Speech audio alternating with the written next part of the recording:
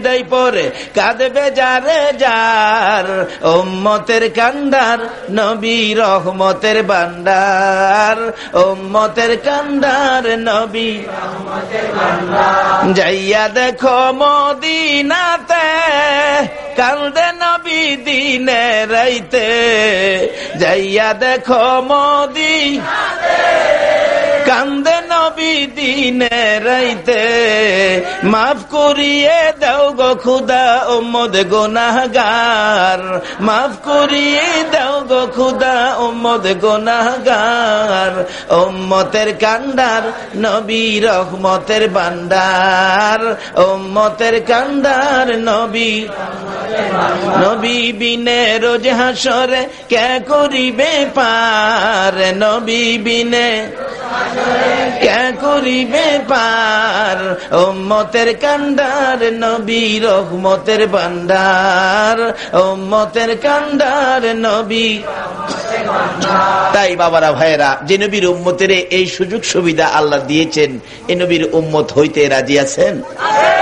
যে নবীর উম্মত হওয়ার জন্য নবী রাসূলগণ পর্যন্ত দরখাস্ত করেছেন, তার মধ্য থেকে হযরত ঈসা আলাইহিস সালামের দরখাস্ত কবুল করে আমার আল্লাহ প্রমাণ রাখলেন এই দরখাস্তের সত্যায়িত। বিনা দরখাস্তে যে আল্লাহ আমাদেরকে সে নবীর উম্মত করে আজকে সে নবীর পক্ষে নবীর ভালোবাসায় এখানে এত রাত পর্যন্ত ধৈর্যের সহিত বসে থাকার তৌফিক দিলেন, যে নবীর ভালোবাসা আপনাদের অন্তরে দিলেন, বলুন যারা এই ভালোবাসায় কষ্ট করতেছেন এর বিনিময়ে কি কিছু পাবেন না?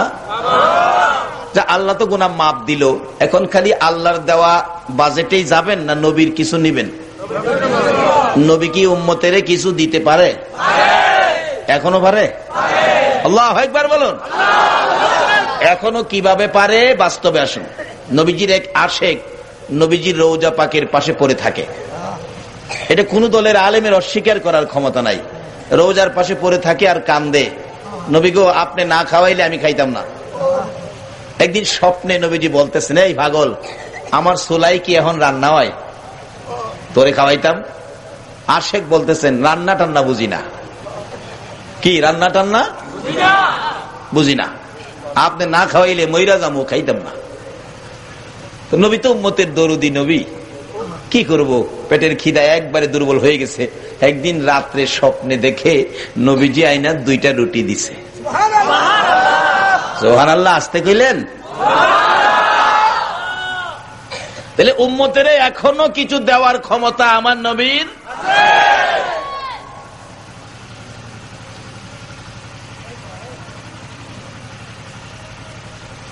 দুইটা রুটি দিয়ে গেলেন, পেটের খিদা তো খাইতে শুরু করছে স্বপ্নে। অনেক সময় স্বপ্নে খায় না মানুষ, আমরা তো খাই না। এক বেচারা স্বপ্নে দেখে দেশি মুরগির রান আর চিকন চালের পোলাও, কি যে স্বাদ তোর সামনে হাজির, খাইতে শুরু করছে। একবার যে টান দিছে না, হাত ছুঁইটা বিবি সাহেবের না হে মারছে। বিবি সাহেব তো চিল্লায় উঠছে, সাইরা লাইছে, মাইরা লাইছে, ধইরা লাইছে। বিবি সাহেবের চিল্লা নিয়ে হের গুম বাঁধছে। কি হয়েছে কি হয়েছে কি হয়েছে মানে আমার নাক ভেঙে লিছ? কার তোর নাক বাংলে ভাঙছে যে একটা মজার খাবার খাইছি।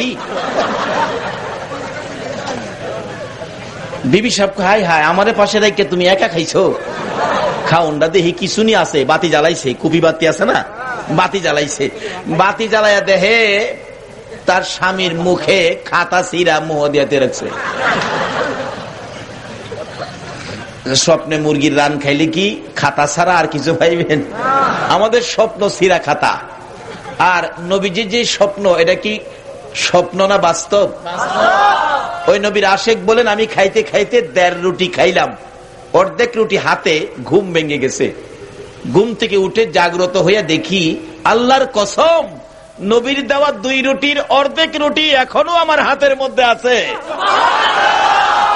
বলে হুজুর মদিনা গিয়া তো রুটি পাইছি, আমরা বাংলাদেশ থেকে চট্টগ্রামের হাট হাজারি থেকে আমরা কি পাবো? যদি সে নবীর ভালোবাসায় হাত পাতেন কিছু পাবেন। কি পাবেন? বাস্তব। ভারতবর্ষের ইতিহাস, ব্রিটিশ যখন এই দেশ শাসন করতেন, ভারতের একটা লেখক একটা বই লিখেছিলেন, বইটার নাম ছিল রঙ্গিলা রাসূল। অর্থাৎ আমাদের নবীকে কলঙ্ক করে বই লিখেছে। এই বইটা প্রকাশ হয়ে গেলে আপনাদের মতো একটা যুবক, যার বাড়ি ছিল পাকিস্তান, ইতিহাস লেখে, যুবকটার নাম ছিলেন আব্দুর রশিদ। আব্দুর রশিদ এই বইটা পায়া এই রাত্রে, আপনারা তো বসে আছেন, আব্দুর রশিদ বিছানায় ছিল, রাত্রে আর ঘুমায় না। মা জিজ্ঞেস করে, বাবা আব্দুর রশিদ তুমি ঘুমাও না কেন? মা গো, আমি কেমনি ঘুমাবো, এই যে দেখো আমার নবীকে কলঙ্ক করেছে, আমার ঘুম হয় না। আজকে সেই ভালোবাসায় কে আজকের এই মাহফিলে বসে আছেন? আপনাদের বাজেট হয়ে গেছে, এই তো সামনে আসতেছে বাজেট। আব্দুর রশিদ সারা রাত ঘুম দিল না, নবীর ভালোবাসায় ঘুম হলো না, নবীকে কলঙ্ক করেছে, সেই দুঃখে সেই ব্যথায়। সকালবেলা আব্দুর রশিদ গোসল করে পায়জামা পাঞ্জাবি পরে মার পায়ে সালাম করে বিদায় নিলেন। মা, যদি ভাগ্য ভালো হয় দেখা হবে, না হয় দেখা হবে হাসরের ময়দানে, বিদায় দাও, আমার নবীকে কলঙ্ক করেছে, তাকে আমি দেখব।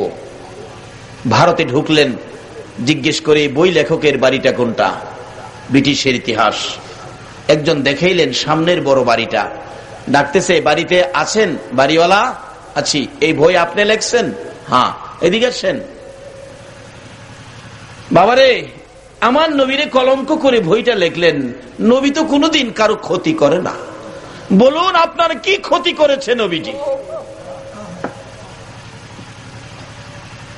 বলুন, নবীজি কোনো ক্ষতি করেন? নবীর আদর্শের মধ্যে কোনো ক্ষতি আছে? নবীর চরিত্রের মধ্যে হিংসা বিদ্বেষ আছে? আজকে আমাদের মধ্যে কিন্তু হিংসা কি,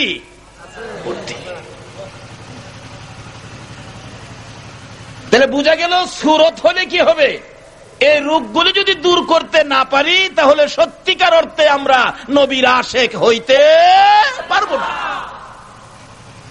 এই রূপগুলি দূর করতে হবে।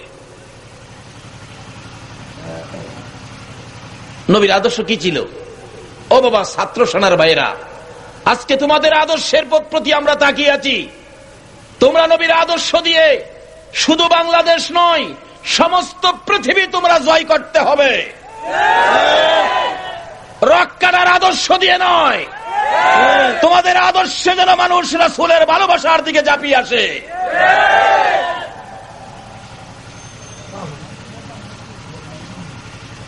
কোন কবি বলেন, অস্ত্র সারা যুদ্ধ করে দুনিয়া করলো জয়, তাই তো আজি মানবে দানবে মোহাম্মদ নাম লয়।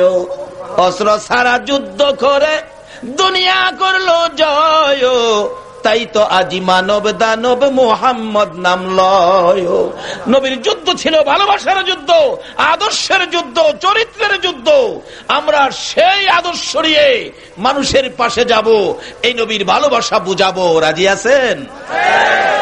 যেই নবী সকল সৃষ্টির জন্য ছিলেন রহমত, সেই নবীর ভালোবাসা গাছ গাছরার কাছে আছে কিনা বলুন? গাছ গাছরা, নবীজি 13 বছর বয়সে মরা গাছের নিচে বসছেন। 13 বছরের তরুণ মরা গাছের নিচে বসলেন। মরা গাছ ডাকে, প্রভু গো, তোমার বন্ধু দিয়ে আমার বাড়িতে, আমার প্রাণ দাও, তোমার বন্ধুর খেদমত করি। যে নবীর ভালোবাসায় মৃত ঘাস জীবিত হয়ে গেলেন। উস্তুনে হান্নানা মদিনার ঘটনা কোন দলের আলেমের অস্বীকার করার ক্ষমতা নাই। মদিনার ঘটনা, উস্তুনে হান্নানা, মৃত শুকনা খেজুরের গাছ, মিম্বরে পাশে গাড়া হেলান দিয়ে খুতবা দিতেন। মিম্বর পাকা হলো, ফেলে দিলেন শুকনা খেজুরের গাছ। খুতবা দিবেন নবী, মিম্বরে কান্নার আওয়াজ। নবী বলেন, কানতেছে, দেখো তো ঘাসটার কাছে কান্না। সাহাবীরা বলেন, হুজুর মৃত গাছ কান্দে, কি ব্যাপার তুমি কান্দো? হুজুর কান্দি একটা ব্যথা। কি ব্যথা? এতদিন আমি আপনার নবীর পিঠে লাইগে থাকতাম, আজকে আমাকে ফেলে দিলেন, আপনার বিরহের ব্যথায় আমি কান্দি। মৃত শুকনা লাকড়ির সমতুল্য মৃত ঘাস কান্দে, আর আমরা জীবিত। সেই নবীর একটু ভালোবাসার বয়ান করলেই ফতু আসে, এটা বেদাতি, আর হেরার খুব দাঁত বেশি। রাসূল বলেন, কাইন্দো না, আমি তোমার জন্য দোয়া করে দেই, তুমি একটা জীবিত খেজুরের গাছ হয়ে যাইবা।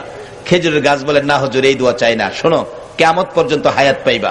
না হুজুর, সে দোয়া চাই না, শোনো, তোমার মধ্যে বরকতের খেজুর ধরবে সারা বছর, কোন সিজন নাই, আনসিজন খেজুর সবসময় থাকবে। হুজুর, এই দোয়া চাই না, শোনো, কিয়ামত পর্যন্ত তোমার খেজুর থাকবে, সমস্ত পৃথিবীর উম্মতে খেজুর খাবে, কিন্তু খেজুর খায়া কমাইতে পারবে না। আমি নবীর দোয়ার বরকত, এত বরকত হবে। বলুন, আমাদের নবীর দোয়ায় এই বরকত আসেনি?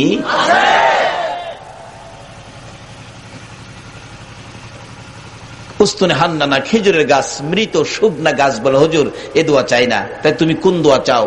চোখের পানি ছেড়ে কাঁদতে, হুজুর আমি ওই দোয়া চাই গো, আপনার নবী যেই জান্নাতে ঘুমাবেন, ওই জান্নাতের বিছানার মাথার পাশে একটা খেজুরের গাছ হইয়া আমি সব সময় আপনার রাসূলকে দেখতে চাই। এই দোয়া করেন, এই দোয়া না। রাসূল বলেন, সাহাবীরা এই মৃত গাছটাকে দাফন করে দাও। নবীর ভালোবাসার মৃত খেজুরের গাছ যেখানে দাফন, হাজিরা মদিনায় গেলে এখানে 2 রাকাত নামাজ পড়তে হয়। আমার আল্লাহ ঘোষণা দিলেন, বন্ধু তোমার ভালোবাসার এই গাছের পাশে যারা 2 রাকাত নামাজ পড়বে, আমি তাদের জীবনের গুনাহ মাফ করে দিব। একটা মৃত গাছ নবীরে ভালোবাসা দিলে তার পাশে নামাজ পড়লে গুনাহ মাফ হয়, আর সরাসরি এই নবীর ভালোবাসায় গেলে গুনাহ মাফ হবে না। বাবারে আসুন, আজকে কাকে আল্লাহ কবুল করেছেন? নিশ্চয়ই আপনারা যেদিন মায়ের পেটে ছিলেন, মা বুঝি আপনাদেরকে পেটে নিয়ে নবীর উপর দুরূদ শরীফ পড়ছিল। ওই তাসির যাদের গায়ে আছে তারাই আজকের মাহফিলে বসা। তাই আপনাদের বাজেটটা কি হয়েছে সেটার পরেই আমি আমার সাবজেক্টে আলোচনায় যাব। একটু লম্বা হইলে কি কষ্ট হবে আপনাদের?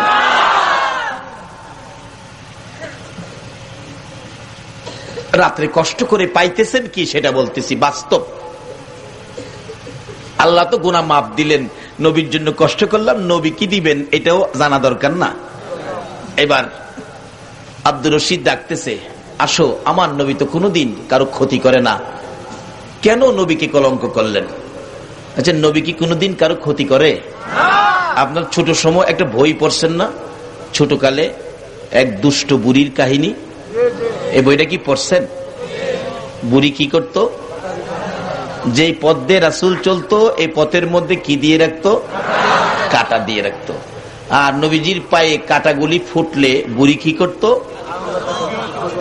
কি করে হাসতো? খিল খিল করে হাসতো। ছোটকালে পড়ছি, মনে আছে এখনো।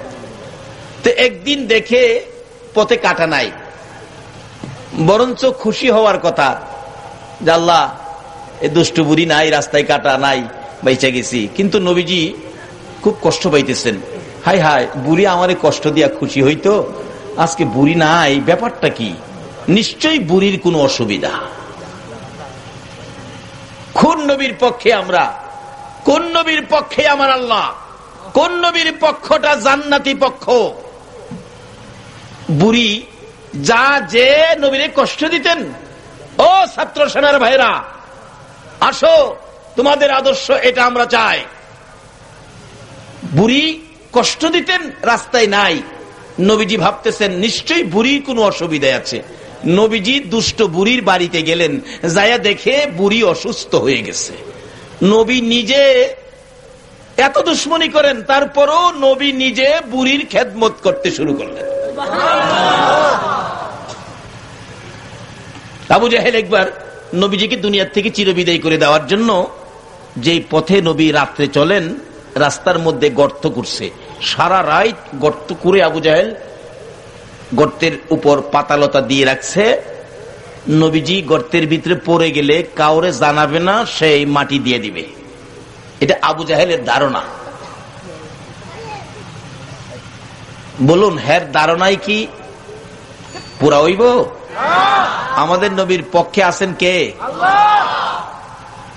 গর্ত করে সারা রাত ঘুমায় নাই। যে সময় নবী ঘুম থেকে উঠলেন, খানে কাবা যাবেন রাস্তা দিয়ে, আবু জাহেল তো বসে আছে। বাতিজা এই তো পড়লো, এই তো শেষ করে দিলাম, কে বাঁচাবে বাতিজাকে? আমার আল্লাহ কয়, জিবরাইল, আবু জাহেল গর্ত করছে, আমার নবীরে মারতো, তোমার নূরের পাখাগুলো গর্তের উপর বিছায় দাও। নবীজি তো আসতেছে। আবু জাহেল কয়, এই তো শেষ। নবীজি নূরের পাখার উপর, কি আরাম। জিবরাইল কে, হুজুর আমি জিবরাইল, কি ব্যাপার? গর্ত করছে আপনার লেগে, হায় মারতো আপনারে, আমি নূরের পাখা বিছাইলাম। নবীজি খারিয়া ভাবতেছেন, হাই হাই, এই আরামের বিছানা রে জিবরাইল, আমার উম্মতে যদি এই বিছনা পাইতো। আমার নবী যেদিন মেরাজের সফরে রওনা হন, সিদরাতুল মুনতাহায় জিবরাইল যখন বুরাক থেকে নামাইয়া দেন, কিছুক্ষণ সময় এখানে অপেক্ষা করতে হলো। জিবরাইল বলেন, ইয়া রাসূলুল্লাহ, আমি আর যাইতে পারি না, এখানে আমার ক্ষমতা শেষ, বুরাকের ক্ষমতা শেষ, আপনাকে অনেক দূরে যাইতে হবে। আমার নবী বলেন, জিবরাইল রে, তুমি কি এখান পর্যন্তই আসো? জি হুজুর। আর উপরে যাইতে পারো না? না। এখানে আইসাই ইব্রাহিম নবীর সাথে মাতবুরি করেছো। ও ইব্রাহিম নবী, আমি আল্লাহর কাছে যাই, তোমার কোনো ব্যক্তিগত কথা থাকলে আমারে বইলো, আমি বলবো। এখানে আইসাই কইতা? জি হুজুর, আর যাইতে পারি না। আমার নবী ডাকে, জিবরাইল, আমি নবী একেবারে আল্লাহর নিকটে যাব রে, তুমি জিবরাইলের কোনো কথা থাকলে আমার কাছে বলো। জিবরাইল বলেন, ইয়া রাসূলুল্লাহ, একটা কথা বহুদিন যাবত মনে নিয়ে করতেছি, কার কাছে বলবো, লোক পায় না। আপনি যখন যাবেন আপনার কাছে বলে দিব। কি বলো? হুজুর গো, আপনি আল্লাহর কাছে যাবেন, আপনি নবীর উম্মত যারা হয়েছে, আপনার মতো নবীকে যারা ভালোবাসা দিয়েছে, আপনার পক্ষে যারা আসছে, আপনার কথা মতো যারা চলছে, আপনি নবীর ভালোবাসার মালা যারা গলায় পড়েছে গো নবী, আপনি নবীর উম্মতের জন্য ওই কাল কিয়ামতে কঠিন হাসরের দিনে 30,000 বছরের রাস্তা, ওই ফুলসিরাতের ফুলের উপর আমি জিবরাইল আপনার উম্মতকে পার করে দেওয়ার জন্য আমার 600 নূরের পাখা বিছাইয়া দিতে চাই। এই দরখাস্তটা আমার আল্লাহর কাছে কইলেন। আমার আল্লাহ কই, বন্ধু গো, জিবরাইলকে কইয়ে দেন, কবুল হয়ে গেছে। কখন? জিবরাইলের নূরের পাখা দিয়ে নবীজি গর্ত পার হয়ে গেছে। আবু জাহেল তো ভাবছে পইরা হয়ে গেছে, খুশি, বাতিজার এখন থামাইলাম, মাটি দিয়ালাম, কে জানবো? কেউ জানবে না। কিন্তু নবীজি যে পার হয়ে গেছে, আবু জাহেলের খবর নাই। গর্তের কিনারে গিয়ে দেখতে চাইছিল একবারে শেষ রাত্রে পড়ছে কিনা। গর্তের ভিতরে তো অন্ধকার, ভালো করে দেখতে চাইছিল। সারা রাত ঘুমাইছে না তো, নিজেই পড়ছে। বাবারে, আপনাকে হিংসা শিখাইলো কে? কার বিপদের চিন্তা আপনি করেন? আল্লাহর বিধান হলো এই বিপদ আপনাকে দেওয়া হবে।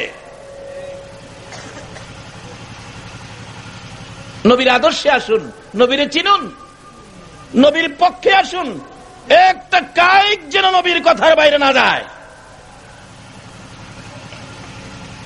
আবু জাহেল গর্তের ভিতরে পইরা চিন্তা করে, এখন কি করলাম? নিজের লাইফটা শেষ করে দিলাম, উঠতেও পারতেছি না, সকালে হয়তো মানুষে দেখবে। আল্লাহ কই, তোমারে না দেখাইয়া ছাড়তাছি না। রাত্র শেষ, লোকজন সকালবেলা বাহির হয়েছে। বলুন, রাস্তায় গর্ত দেখলে মানুষ গালি দিবে না? একটু দূরে আইসে কয়, কোন জালিমের বাচ্চা রাস্তার মধ্যে গর্ত করছে। আইসা দেখে চাচা, হাই হাই চাচা, আপনি মুরব্বী, বেটা একটু আগে গালি দিয়া ওখানে চাচা কস। আল্লাহ কয়, তোর গালি শুরু হয়েছে মাত্র। শত শত মানুষ সকালবেলা ভিড় জমছে। কি ব্যাপার? একজন কো, চাচা কি ব্যাপার, কারণটা কি? আমারে উঠাও, উঠাও, তাড়াতাড়ি উঠাও। একজন নিচের দিকে হাত দিছে উপরে উঠাইবার লেগা, আর আবু জাহেল নিচের থেকে হাত উপরের দিকে বাড়াইছে উঠবার লেগা।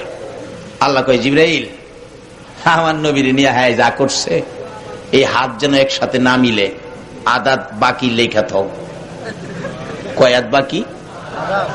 কয় না, কয়াত আদাত বাকি, এটা যেন হুরা না হয়।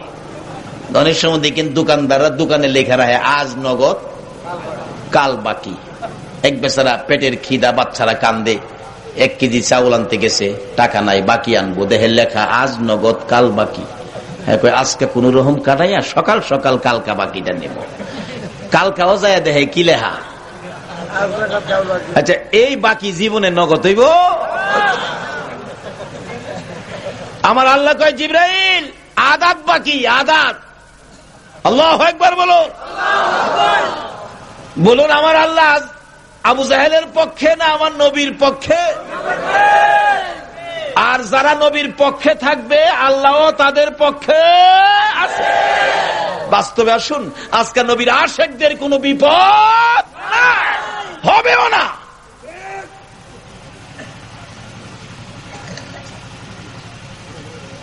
মাশাআল্লাহ, তাই তো আদাত বাকি ঘোষণা দিলেন আমার আল্লাহ।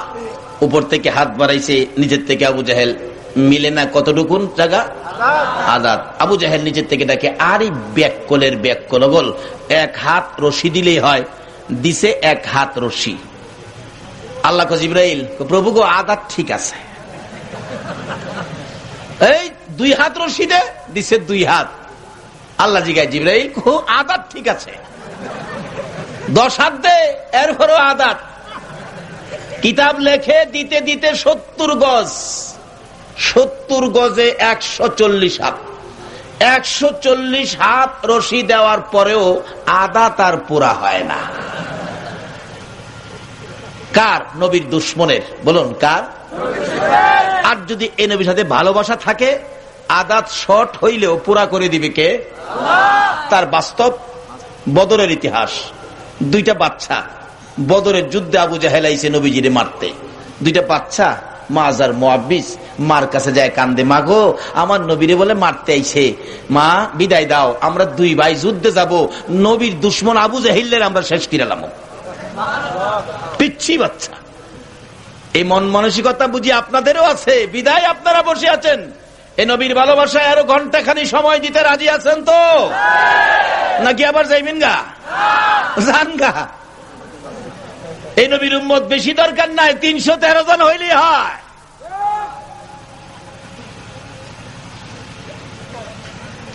কার ভাগ্যে হবে নবীর পক্ষে থাকা? যে নবীর উপর আল্লাহ নিজে দুরূদ সালাম প্রেরণ করে, এই নবীর পক্ষে থাকা কি সকলের পক্ষে সম্ভব? বাচ্চা 2টা গেছে, নবী গো আবু জাহেল আইছে আপনারে মারতে যুদ্ধের ময়দানে, বদরের প্রান্তে। হ্যাঁ হুজুর, আমরা মার কাছতে বিদায় নিয়েছি, আমরা 2 ভাই যামু। রাসূল বলে, বাবা তোমার তো বড় হও নাই, এই বয়সে যুদ্ধে যাওয়ার তো আইন নাই, আরো বড় হইতে হবে। 2 জনকে, না হুজুর বড় লাগবে না, আমরা নিয়ে যান, শুরু ওই বড় কাজ করবো। এইভাবে পেরাবিরি করতেছে। অবশেষে আইন বার করছে রাসূল, ঠিক আছে তোমরা আইনে আসো, মাপ দিব। সেনাবাহিনী লোক ভর্তি করলে মাপ দেয় না, 5 ফুট 6 ইঞ্চি, 5 ফুট 4 ইঞ্চি, আসো মাপ দিব। কিতাবে আসছে মাপ কাটির নিচে বড় বাইটে কোন রকম খারাইছে, মাপে হয় না।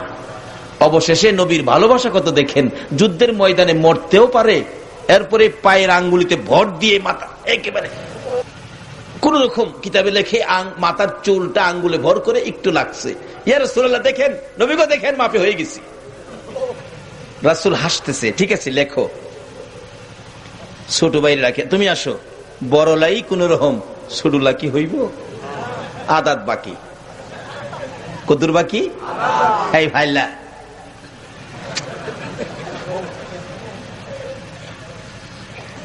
ফাইলে কি লাগাল ভাইব? আল্লাহ ফাইলাইস না, আমার নবীর ভালোবাসার দাম আছে, না হইলেও দিমুনে বাউকিরা। কে দিব বাউকিরা? আল্লাহ ওখানে আসেনি। আচ্ছা আপনারা কে কে নবীর ভালোবাসায় হুসাইনের মহব্বতে বসে আছেন? আমার আল্লাহ কি দেখতেছে না? আচ্ছা আল্লাহ ইচ্ছা করলে আদাত পুরা করে নবীর পক্ষে নিতে পারবেনি? এই ক্ষমতা আল্লাহর আসেনি? আচ্ছা কেমন ভাবে আছে বাস্তবে আসেন। নূহ আলাইহিস সালামকে নির্দেশ দিলে নৌকা বানাও, নূহ নবী নৌকা বানাইছে, শুকনার মধ্যে নৌকা। নূহ নবীর বিরোধী যারা আছে এরা সবাই কয় দেখ নূহ নবী নৌকা বানাইছে শুকনার মধ্যে, রে পানি বলে কবে আইব। এলাকার হগল মানুষ মিল্লা নূহ নবীর নৌকারে পায়খানা বানাইছে, সহালে গিয়া নৌকার মধ্যে পায়খানা করে। নূহ নবী খালি কয় আল্লাহ গো ওই যে কি করতেছে দেখেন, আপনি কইলেন নৌকা বানাইতাম, বানাইছি, অন কিন্তু পায়খানা করে। আমি জানি না, আপনি জানেন সব। আল্লাহ কো চিন্তা করিস না, ব্যবস্থা করবো না। পায়খানা করতে করতে করতে করতে একবারে ভর্তি। এক অন্ধ লোক কইতেছে, হাইরে আমার 2টা চোখ নাই দেখা পারলাম না নূহ নবীর নৌকাত পায়খানা করতাম। দুইজন কয় তোর আফসোস থাকতো কি লেগে, দুইজনে ধরে নিয়ে নৌকা তোড়াইতে উপরে ধাক্কা দিছে না, ধাক্কায় নৌকার বাতার মধ্যে বসতে পারছে না, ঠিক মতো ধরতে পারছে না। অন্ধ মানুষ হাই পোল্ডি খাইয়া ভিতরে পড়ছে, টাঙ্কির ভিতরে পইরা। যারা সাঁতার না জানে পানিতে পড়লে কিছু খায় না, পানি এই তো নাকে মুখে চোখে কিছু খাইছে। নিচের থেকে উপরে উইটা দেখে অন্ধ লোকের চোখ ভালো হয়ে গেছে। হাই হাই, যাই জীবনে পৃথিবী দেখছে না, ওখানে হঠাৎ দেখলে কন্ত এর অবস্থা কি, পায়খানা কি পায়খানা এর কাছে, নৌকার উপরে খারে। ও দুনিয়ার অন্ধরা, আরে পায়খানা তো পায়খানা না রে, সোহের মলম। অন্ধরা খবর পাইয়া দৌড়াইছে, একটু আঙ্গুল লাগাইয়া খালি চোহ লাগাইছে, চোখ বালা। অহন্ত দেশের অন্ধরা পাতিল লইয়া লইয়া বুড়াইতেছে, মুচ্ছা কাগজ দা বাইন্দা মিষ্টির প্যাকেটের মতো নিতেছে। আল্লাহ জিগাই, নো খবর কি? আল্লাহ গো নিতেছে না। বলুন এই ক্ষমতা আমার আল্লাহর আসেনি? এই আল্লাহরে পাইতে গেলে লাগবো নবী মুহাম্মদ। বাবারে আগে নবীরে চিনেন, পরে নামাজও যান। নবী ছাড়া নামাজ হইব? নবী ছাড়া আজান হইব? নবী ছাড়া আকামত হইব? নবী ছাড়া আল্লাহ পাওয়া যাইব? যাবে না, সিস্টেমে নাই।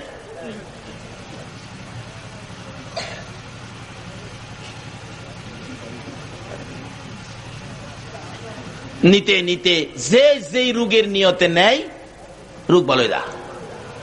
অবশেষে বহু দূর থেকে আইছে কিছু লোক, আইসা দেখে নাই।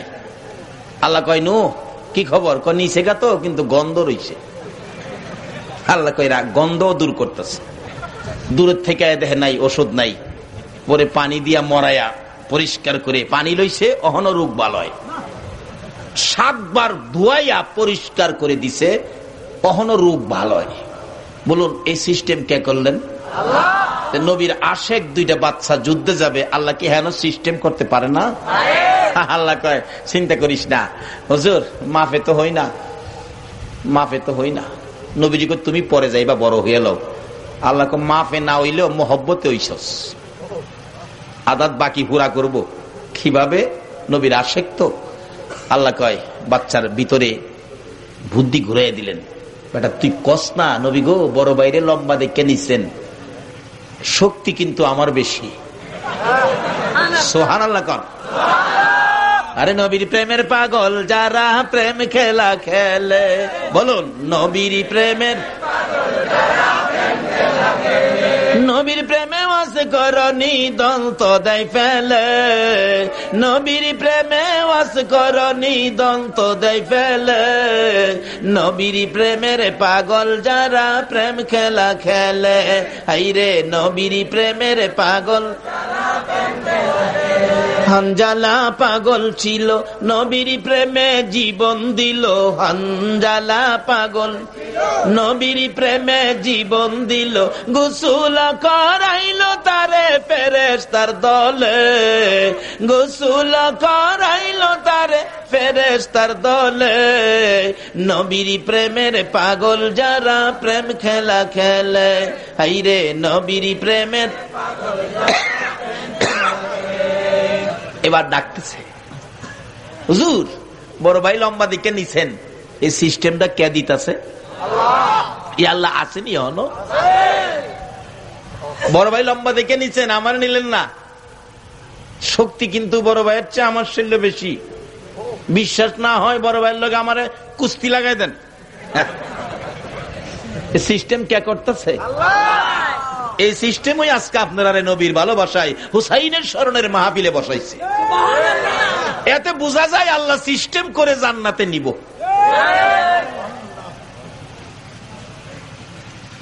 সাহাবীরা হুজুর বাচ্চাটা কয় কি? আমার তো হাসি উঠলো কথা শুনে। আসল কথা কইলে তো হাসবেন হুজুর, আসল কথা কইলে হাসবেন। সাহাবীরা হুজুর 2 ভাইরে কুস্তি লাগাই দেন না। রাসূল বলেন, এত তোমার 2 ভাই কুস্তি লাগো। ছোট ভাই কো, বড় ভাই তোর কিন্তু আমি পারতাম না, যুদ্ধে যাইবার লেগে কইছি। মার কাছ থেকে 2 ভাই একসাথে বিদায় লইছি, ভাই তুই যাইবি আমি থাকবো, এটা কেমনে হয়? পারতাম না, কারণ তুই আমার বড়, আগে আইছস দুনিয়াত, আলু খাইলেও তুই আমার চেয়ে মন দেরেক বেশি খাইছস, তোর সাথে আমি পারবো? সম্ভব না। তুই যদি একটু নতি স্বীকার করস, তোর নাম তো লিখছে নিবই, নতি স্বীকার করলে আমি যদি বিজয়ী হতে পারি আমিও যাইতে পারবো যুদ্ধে, আবু জাহিলের দেখবার লেগে। ভাই অনুরোধ তোর কাছে, বড় ভাই গো চিন্তা করিস না, মিলকিরা লাগো না, লাগাও কুস্তি লাগাও। 2 জন কুস্তি লাগছে, বড় ভাই জমিনে পড়ে গেছে, নিচে পড়ে গেছে, ছোট ভাই উপরে উঠে কয়, ইয়া রাসূলুল্লাহ কইছিলাম না, এই যে দেখেন। সাহাবীরা বলেন, নবী গো আবার লাগান। রাসূল বলেন আচ্ছা আবার লাগো তো। ছোট ভাইকে বড় ভাই দুইটা হাত জোর মাপ চাই, কোন পেস লাগাস? ছোট ভাই মাপ চাইতেছে, কোন কি কাজ করত চাই, পেস লাগাইস না। বড় ভাইকে চিন্তা করিস না, আগের বাউ ওই বাউ। এইভাবে 3 বার করে ছোট ভাই উপরে, বড় ভাই নিচে। রাসূল বলেন আইনে তো নিতে হয়, আসলে আইনটা লাগাইছে কে? আল্লাহ। এ নবীর ভালোবাসায় থাকলে খালি এহেনে না তো, কবর, মিজান, হাসর, ফুলচিরাত সব জায়গায় খালি এইটা লাগাই হার করবো। জোরে খন্না সুবহানাল্লাহ। নাম লিখে ফেললেন। 2 জন গেলেন যুদ্ধের ময়দানে, বদর প্রান্তরে। আব্দুর রহমান বিন আউফ বলেন, 2টা বাচ্চা, 2টা খেজুরের ডাল নবীজি ভেঙে দিছে। খেজুরের ডাল শুকনা। আয়সা আমারে জিগায়, চাচা আব্দুর রহমান বিন আউফ, আবু জাহেল কুল্লা। আব্দুর রহমান বিন আউফ বলে আমি আশ্চর্য হয়ে গেলাম, বাচ্চা 2টা ছোট, তালাশ করে বড়। আসলে এই নবীর উম্মতের বাজেট ছোট না বড়? কোরআন শরীফের কয়েক জায়গায় ঘোষণা দেওয়া আছে বেগয়রে হিসাব, হিসাব সারা বাজেট। হিসাব কইরা কত দিব আমরা রে, কি হিসাব কইরা দিলে যদি না মানি, এই নবীর উম্মত তো পণ্ডিত, কি কারণে শেষ কাটাইল না। গাউসে পাক একদিন ডাহে আল্লাহ, শেষ রাইতে আল্লাহ কয় কি, আর কথা কয় না। কই কি ব্যাপার? কয় না ডাক দিয়া দেখলাম আপনি যে কোরআন শরীফে কইছেন ওইজা সাআলাকা ইবাদি আন্নী ফাইন্নী করিব, আপনি যে বলছেন নবী গো আপনি বলে দেন আমার এক তালাশ করে আমি নিকটে। আমি আব্দুল কাদির দেখলাম নিকটে আসেননি, এটা দেখলাম আর কি। আল্লাহ আমি তো আরো ঘোষণা দিছি, উজিবু দাওয়াতাদ দাঈ ইযা দাআন, কোন দাবি দাওয়াত আছে কিনা আমার কাছে তোমরা করো, করলে কি করবো? ফালিয়াস্তাজিবু লি ওয়া লিমিনু বি লাআল্লাহুম ইয়ারশুদুন, আমি পরিশোধ করে দিব আখিরি নবীর উম্মতের সাথে আমি আল্লাহ এই কথাটা দিছি। গাউসে পাক কয় আল্লাহ দিছেন ঠিক, কিন্তু আমি যেই দাবিটা করবো এইটা আপনি পুরা করতেন না। আল্লাহ কই কি কইলি? আমি পারতাম না? হ্যাঁ, আমি যেটা করুম আপনিও পারতেন না। আচ্ছা কি দাবি করব আল্লাহ জানে না? এটা আখির নবীর উম্মত শেষ কাটাইলে তো এটা বড় পণ্ডিত, এর লাগে বাজেট দিয়া তুই রাখছে বেগয়রে হিসাব। কারণ যদি 100 দেয়, আবার যদি আল্লাহ 100-এর পরে আর নাই আপনার কাছে, এর লাগে আগেই দিয়ে বাজেট দিয়েছে লাইলাতুল কদরি খায়রুম মিন আলফি শাহর, রাত্র একটা নাম কদর, বাজেট হলো 1000 মাসের চাইতে বেশি। কত বেশি? যদি পৃথিবীর কোন আলেম ওলামারে জিগান কেন ক্ষমতা নাই বিশেষ সীমানা দিত। আল্লাহ কয় বন্ধু গো, তোমার উম্মত হাসরের দিন মুক্তি পাইতে যত বেশি দরকার এর চেয়ে আরো বেশি।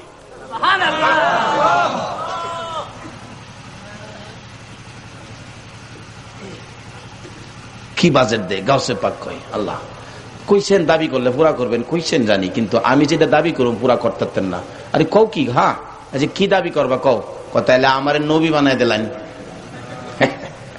আমার নবী বানাই দিলেন। আচ্ছা নবী কি আর হইব? আল্লাহ কো আব্দুল কাদির কি কইলা তুমি? নবী তো আর হইতো না। আমি জানি আপনি পারতেন না। এটা অন্য নবীর উম্মতের আবার এই সাহস নাই। এটা কিছু করলে আখিরি নবীর উম্মতই পারে। এর লাগা বাজেট দিয়া থইছে বেগয়রে হিসাব। আল্লাহ কয় ও আব্দুল কাদের, আমি তো কোরআন শরীফে ঘোষণা দিছি রে, ওয়ালাকির রাসূলুল্লাহি ওয়া খাতামান নাবিয়িন, এই নবী দিয়ে নবুয়তির দরজা শেষ।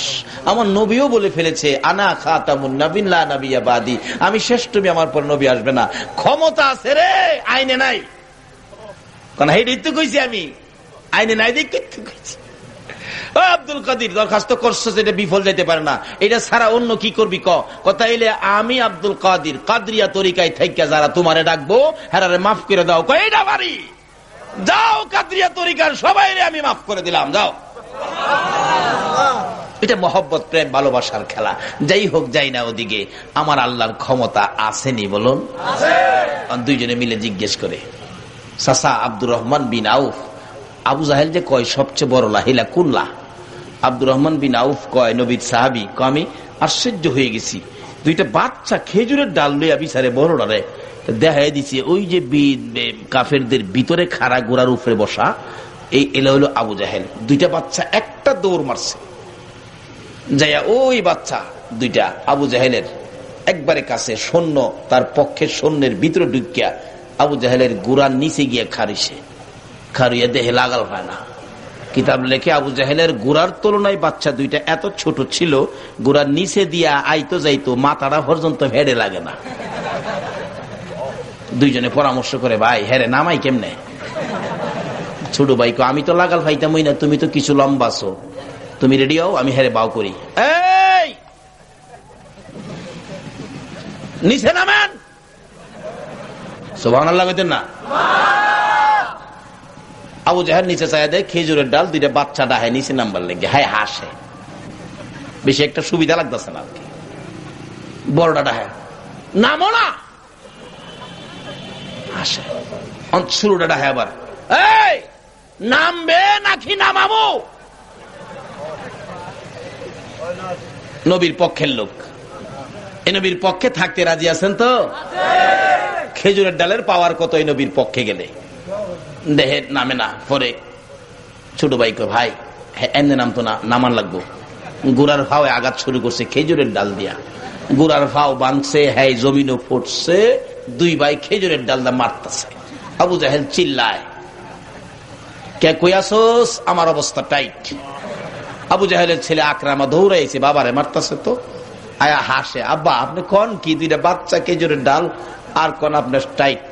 আবু জাহেল ক, আরে নাদানের নাদান, বাচ্চাদের মায়ের যে কেমন মায়ের রে, তুই একটা মায়ের তুই খায়া দেখ। বলুন এই বাচ্চাদের পক্ষে আছে কে? এ নবীর পক্ষে যাবে যারা, আল্লাহকে পাবে তারা। এভাবে যখন বললেন, আকরামা তরবারি বাহির করছে। আব্দুর রহমান বিন আউফ বলেন, আমি তাকিয়ে আছি, তরবারিটা এইভাবে ধরে ছোট্ট ভাইটার গর্দানের মধ্যে আঘাতটা করছে। ঠাস করে আওয়াজ হয়ে ছোট ভাইটার এই হাতের হাড্ডি কাইটা হাতটা জমিনে নেমে গেছে, একটু গোশত লাগা রয়েছে, হাতটা ঝুলতেছে। আব্দুর রহমান বিন আউফ বলেন, আমি তাকিয়ে আছি, এ হাত নিয়ে লড়তে চড়তে বাচ্চাটার কষ্ট হয় বিদায় দেখলাম বাম হাতে ধরে হাতটাকে এইভাবে কাঁধের উপর আনছে, বাম হাতে মারে, লড়লে কষ্ট হয়। আবার দেখলাম হাতটাকে ঘুরাইয়া নিচে নামাইয়া হাতটাকে আঙ্গুলিগুলি পায়ের নিচে দিয়ে বাচ্চাটা পাড়া দিয়ে ধরে টানতেছে আর ডাকতেছে, নবী গো, হাত নিয়ে লড়তে চড়তে কষ্ট হয়, হাতটা ছিঁড়তে চাই, ছিঁড়ি না। হঠাৎ করে এত জোরে টান দিল, ওই কাটা হাত গোশতটুকুন ছিঁড়ে জমিনে পড়ে লাসতেছে। আব্দুর রহমান বিন আউফ বলেন, এমনি সময় দেখি আকাশ থেকে হাজার হাজার তরবারি আবু জাহেলের গায়ে মারতেছে। এই নবীর পক্ষে থাকলে লাভ হবে না লস হবে? এই নবীর পক্ষে থাকতে রাজি আছেন কিনা? এদিকে নবীর ভালোবাসার আদাত বাকি, আর নবীর দুশ্মনের আদাত বাকি। বলুন দুই আদাত কি একরকম হবে? কথাটা খেয়াল আসেনি? আদাত বাকি নবীর দুশ্মন লোকটা জানি কে? ওই আবু জাহেল, গর্তের ভিতরে 70 গজ মাটির নিচে, আদাত পোড়া হয় না, নিচের থেকে ডাকতেছে, তো না কারা রে? বুঝেছি যার জন্য গর্ত করেছি, আমার বাতিজা না আসলে উঠতে পারবো না, আমার বাতিজার কাছে খবর দাও। ও নবীর আশেকেরা, ও আহলে সুন্নাত ওয়াল জামাতের আলেম ওলামারা, এই নবীর আদর্শের মধ্যে ঢুকো। আমার নবীর এত দুশ্মনী করার পরেও আমার নবী দুশ্মনী করে না। খবর দিলেন একজন যাইয়া, ইয়া রাসূলুল্লাহ, আপনার চাচা আবু জাহেল 70 গজ মাটির নিচে। অত কষ্ট নবীকে দিলেন, তারপরও দয়ার নবী, মায়ার নবী ঘর থেকে দৌড়াইয়া বাহির হইল চাচার বিপদে। আরে দয়ালো নবী, প্রেমের ছবি আর আসবে না জগতে। বলুন দয়ালো নবী, প্রেমের ছবি আর আসবে না। হাসর দিনে উম্মত বিনে, হাসর দিনে উম্মত বিনে যাবে না নবীজি বেহেশতে, দয়ালো নবী প্রেমের ছবি আর আসবে না জগতে। আমার দয়ালো নবী প্রেমের ছবি আর আসবে না। আমার নবী এত দুশ্মনী করেছে চাচা, নবীর আদর্শ মায়ার নবী, দয়ার নবী, রাহমাতাল লিল আলামিন নবী ঘর থেকে বেরিয়ে গেলেন। আয়েশা গর্তের কিনারে দাঁড়াইয়া ডাকতেছে, চাচা গো, ও চাচা। আবু জাহেল বাতিজার কণ্ঠের আওয়াজ পাইয়া মনে আশা হলো আর মরবে না, নিচ থেকে ডাকে, বাতিজা আইসো? হ বাবা আসছি। চাচা গো, এই অবস্থা কেন আপনার? বাবা আমারে উঠাও। আমার নবী ডাকে, চাচা উঠাবো, বলো এ গর্ত তুমি কার জন্য করছো? আবু জাহেল নিচ থেকে ডাকে, বাতিজা গো, মনে দুঃখ নিও না, এ গর্ত আমি তোমার জন্য করছি। আমার নবী চোখের পানি ছেড়ে ডাকে, চাচা এত নিষ্ঠুর কেমনে হইলা গো? তুমি না জানো আমার মা নাই, আমার বাবা না, জীবনে বহু কষ্ট দিয়েছ, আবার এই গর্ত কেন করেছ? বাবারে তোমাকে চিরতরে শেষ করে দেওয়ার জন্য করেছিলাম, বাবা ভুল করেছি, আমাকে উঠাও। আমার নবী বলেন, উঠাবো, কালিমাটা পড়ো। উপরে ওইটা পড়বো, নিচে হাত দিলে আমার আল্লাহ কয়, ও জিবরাইল, আজকে আর বাকি নাই রে, আমার বন্ধুর সামনে সব নগদ হয়ে গেছে। আবু জাহেল উপরে হাত দিছে, আমার নবী নিচে হাত দিছে, হাতের সাথে হাত মিলে গেছে, টান্দা উঠাইছে। আমার নবী ডাকে, চাচা গো, কালিমাটা পড়ো না, কালিমা পড়ো না। আবু জাহেল কই, বাতিজা এত বড় জাদুগির তুমি আগে জানি না। নাউজুবিল্লাহ। অ্যাক্সিডেন্টের লোক অহনো আমরা দেশে আছে, নবীরে নবী বলে মানতে রাজি, নবীরে ভালোবাসা দিতে রাজি, এর লেগে হারা কিছু পায় না, খালি বিপদই পায়। যারা নবীরে ভালোবাসা দেয় তাদের পুরস্কার কি, এটা বলে আমরা আলোচনায় যাচ্ছি। কষ্ট হইতেছে আপনাদের? আব্দুর রশিদ খেয়াল আসেনি? মাশাআল্লাহ, ভাবছিলাম ঘুমায় গেছেন কিনা। মায়ের কাছ থেকে বিদায় লইয়া ভারতের জমিনে হাজির হয়ে গেলেন। ব্রিটিশের আইন, ব্রিটিশের ইতিহাস। বাবা কি অপরাধ করেছে আমার নবী? এই যে বইটা লেখলেন, লেখক কয়, লিখেছি আরো লিখবো, এটাই তো আমার কাজ। এমনি পাঞ্জাবির নিচ থেকে ছুরিটা বাহির করে কলিজাটার মধ্যে মারছে, কলিজা ছিদ্র করে দিছে, রক্ত ঝরে দুনিয়ার থেকে বিদায়। লোকেরা কয়, আব্দুর রশিদ তুমি এখান থেকে চলে যাও, ব্রিটিশের আইন বড় করা, ব্রিটিশের পুলিশ তোমাকে ধরে নিয়ে যাবে। আব্দুর রশিদ বলেন, ধরে নিয়ে গেলে কি হবে? এই ভয় তো আব্দুর রশিদ করে না, আমি বিশ্ববাজারে প্রমাণ করব নবীর দুশ্মনকে বিদায় করে দিচ্ছি। বলুন, পৃথিবী জুড়ে এই ইতিহাস আসেনি? কিয়ামত পর্যন্ত। আজকে সেই ইতিহাস করে গেলেন হাট হাজারের জমিনে গাজী আল্লামা শেরে বাংলা রহমাতুল্লাহ আলাইহ। যতদিন এই পৃথিবী থাকবে অতদিন পর্যন্ত শেরে বাংলার স্মৃতি থাকবে। তোমরা মনে করেছো এক শেরে বাংলার গায়ে হাত দিয়েছো, এক শেরে বাংলাকে কষ্ট দিয়ে লক্ষ কোটি শেরে বাংলার জন্ম এই জমিনে হয়ে গেছে। দিন যাবে আর সেই নবীর আশেকের সংখ্যা বাড়বে। আজকে ছাত্র সেনার সংগঠন এদেশে ছিল না, কিন্তু আজকে ছাত্র সেনার সংগঠন হয়ে গেছে। বাংলাদেশের থানায় থানায় ছাত্র সেনার নাম প্রচার শুরু হয়ে গেছে। একদিন এই দেশে ওই পতাকা উড়বে যে উমর ফারুক রাদিয়াল্লাহু তাআলা আনহু নবীর আদর্শের, কোরআন সুন্নাহ ভিত্তিক, নবীর আদর্শ ভিত্তিক রাষ্ট্র কায়েম করেছিলেন। কিন্তু তাদের আদর্শে কি ছিল? ওমরের ছেলে যখন রাষ্ট্রপতি হলেন, ওমরের ছেলের বউ বলতেছিলেন, স্বামী হ্যাঁ আমার পেটে বাচ্চা, আমার মন চাই একটু আঙ্গুর খেতে, আমাকে একটু আঙ্গুর কিনে খাওয়াবে? ওমরের ছেলে কি শিক্ষায় শিক্ষিত হয়েছিলেন? ওমরের ছেলে বলেছিলেন, বিবি আজকে আমি রাষ্ট্রপতি বলে তোমাকে আঙ্গুর কিনে খাওয়াবো, আমার এই সকল প্রজারা কি আঙ্গুর খাইতে পেরেছে? তাই আমি সমস্ত প্রজাকে যদি আঙ্গুর খাওয়াইতে না পারি, তোমার জন্য আঙ্গুর আনতে পারি না। বিবি তার বাবার বাড়ির থেকে টাকা এনে আঙ্গুর কিনে খাবে, নিজে খাবেন, স্বামীর সামনে তুলে দিলেন। স্বামী, তুমি তো দাও নাই, আমি আমার বাবার বাড়ির থেকে আঙ্গুর কিনে আনছি, এবার তুমি খাও। চোখের পানি ছেড়ে দিলেন। ও বিবি, আমার সকল প্রজারা তো আজকে আঙ্গুর খাইতে পারে নাই, কাজে আমি রাষ্ট্রপতি হইয়া এই আঙ্গুর খাইতে পারি না।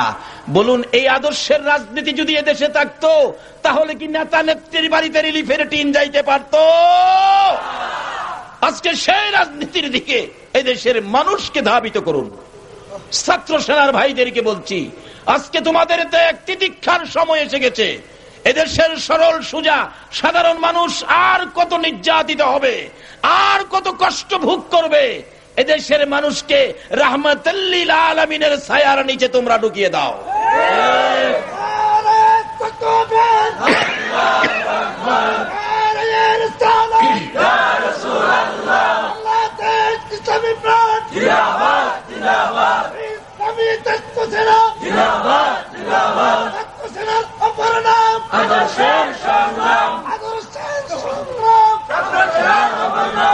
আল্লাহ তুমি কবুল করো, সকলে বলুন আমিন।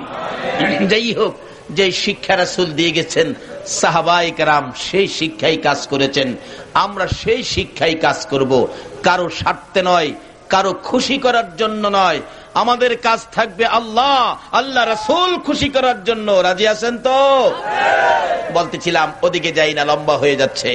এবার আব্দুর রশিদ বলেন, না, আমি সরতে পারি না, আমি নবীর দুশমন বিদায় করেছি। আজকে যারা সে নবীর ভালোবাসায় বসে আছেন, আপনাদের পুরস্কার কি, তারপরেই তো আমি আলোচনায় যাচ্ছি। পুরস্কারের বাজেট ওই আব্দুর রশিদ নবীর ভালোবাসা দিয়ে জীবন দিতে যাচ্ছে। এবার পুলিশ এসে আব্দুর রশিদকে ধরে ফেললেন, কোর্টে উঠাইলেন। বিচারপতি জিজ্ঞেস করে, আব্দুর রশিদ, তুমি কি এই কাজ করেছো? আব্দুর রশিদ বলেন, জি। তোমার সাক্ষী কে? আব্দুর রশিদ বলেন, বিচারপতি, আমি মুসলমান, আমি মুসলমান, সাক্ষীর প্রয়োজন কি?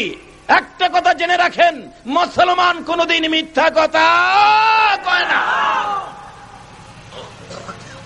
আমরা সেই আদর্শ নিয়ে আগে বাড়বো, বিজয় হবে আমাদের।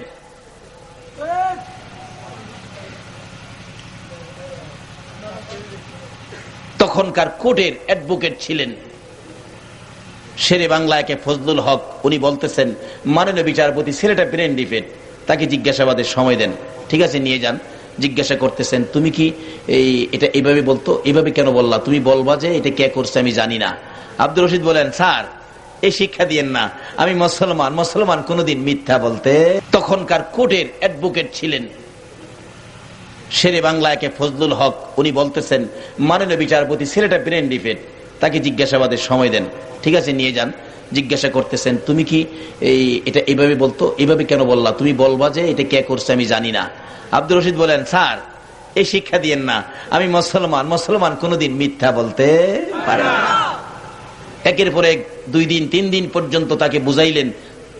কোর্টে উঠাইলে পরে বিচারপতি জিজ্ঞাসা, কি এই কাজ করেছো? জি স্যার। তাহলে তোমাকে বিচার। জি করেন।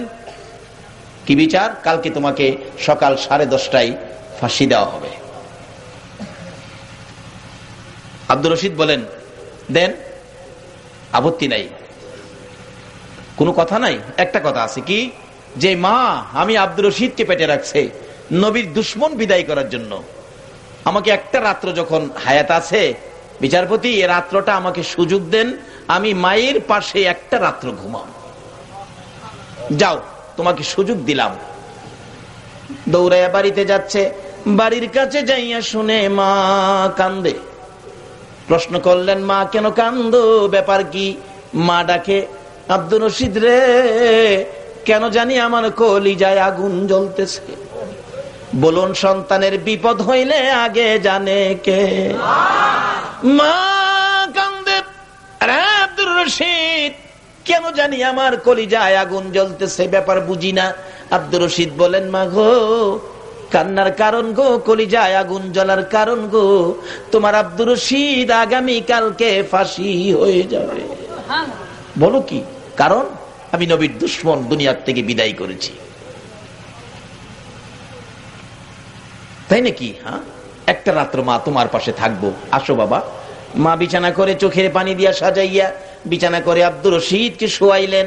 ঘুমাও বাবা, আমি সারা রাত ঘুমাবো না, আমি মা তোমাকে জীবনের শেষ দেখা দেখবো। আব্দুর রশিদ বিছানার থেকে চট করে উঠে দৌড়াইয়া দরজার কিনারে চলে গেলেন। মা ডাকে, আব্দুর রশিদ কালকে ফাঁসি হবে, বিদায় তোমার বুঝি অশান্তি, ঘুম হয় না? আসো বাবা, ছোটকালে যেভাবে পিঠের উপর হাত বুলাইয়া ঘুম পাড়াইছি রে, আজকে তোর মাথায় হাত বুলাইয়া ঘুম পাড়াবো, আয় বাবা।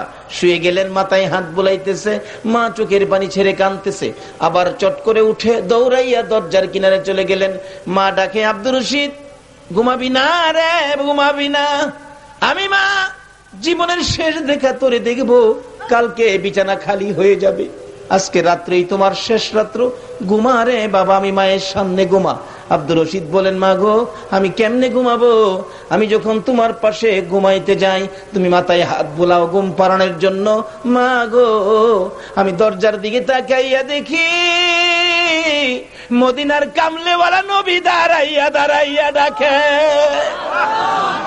দরজায় দাঁড়াই আমার মদিনার কামলেওয়ালা নবী ডাকে, আব্দুর রশিদ রে এই বিছানায় ঘুমাইস না রে, আমি রাসূল তোরে নেওয়ার জন্য আসছি, আমার ভালোবাসায় জীবন দিতে যাচ্ছস, এই বিছানায় ঘুমাইস না রে আব্দুর রশিদ, আমি রাসূল এসে গেছি, কালকে তোর মৃত্যু হবে, আমি রাসূল তোকে নিয়ে যাব, এই বিছানায় নয় রে আব্দুর রশিদ, আমার পাশের জান্নাতের বিছানায় তুই ঘুমাবি।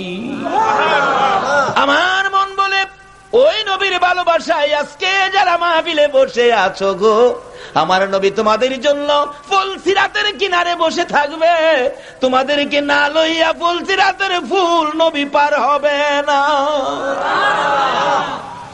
সেই কষ্ট কাজে লেগে যাবে, আল্লাহ কবুল করে ফেলেছেন।